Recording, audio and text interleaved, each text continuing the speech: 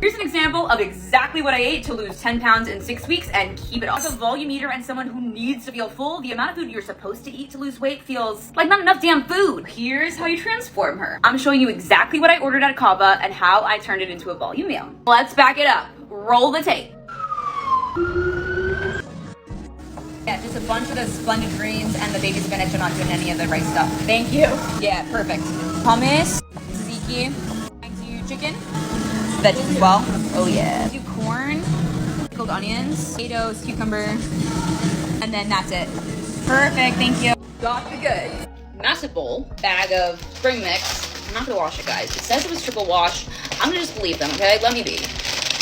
And then I make my own dressing because my dressing is elite. Add everything else in that we just ordered. Balsamic, aminos. I'm out of apple cider vinegar, so curveball, we're using salsa. Just a little bit on the top. And then we mix. Oh, that looks so good. Also, holy shit, this is humongous.